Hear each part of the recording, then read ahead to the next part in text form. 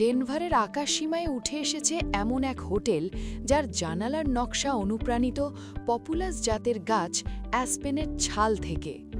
ভবিষ্যতে স্থাপত্য কেমন হতে পারে সেই গল্পটাই যেন বলছে পপুলাস হোটেল। আমেরিকার প্রথম কার্বন পজিটিভ হোটেল হিসেবে পরিচিত এই স্থাপনাটি ২০২৪ সালে সকলের জন্য উন্মুক্ত করা হয়।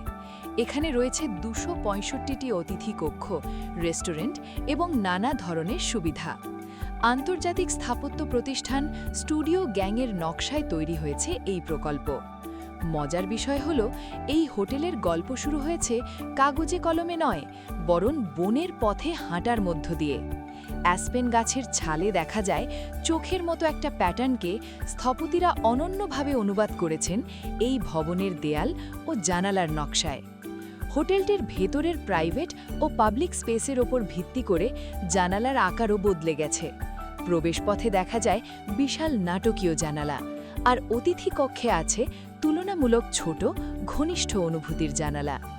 এসব জানালা দিয়ে দেখা যায় শহরের নান্দনিক দৃশ্য আর দূরে বিস্তৃত রকি পাহাড়ের সৌন্দর্য। জানালার বাইরের প্রসারিত অংশ সূর্যের তাপ কমিয়ে ভেতরের তাপমাত্রা নিয়ন্ত্রণে সাহায্য করে। একই সঙ্গে দেয়ালে রয়েছে বৃষ্টি পানি প্রবাহর ব্যবস্থা, যা ভবনের রক্ষণাবেক্ষণেও সহায়তা করে। হোটেলটির লক্ষ্য তার সম্পূর্ণ জীবনচক্র জুড়ে যত কার্বন নিঃসরণ হবে তার চেয়ে বেশি কার্বন শোষণ করা।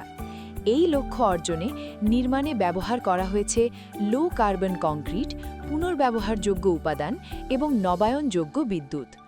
এমনকি সাইটে রাখা হয়নি কোনো পার্কিংয়ের জায়গা, যাতে সবুজ পরিবহন ব্যবস্থাকে উৎসাহ দেওয়া যায়। এছাড়াও হোটেলটির রয়েছে একটি বিশেষ উদ্যোগ, একটি রাতে একটি গাছ, অর্থাৎ প্রতি রাতে যতজন অতিথি এখানে অবস্থান করেন ততগুলো গাছ রোপণের উদ্যোগ নেয় হোটেল কর্তৃপক্ষ। হোটেলের খাদ্য বর্জ্য ব্যবহার করে তৈরি করা হয়েছে একটি বায়োডাইজেস্টার, যেখান থেকে উৎপন্ন সার স্থানীয় কৃষকদের কাছে পৌঁছে দেওয়া হয়।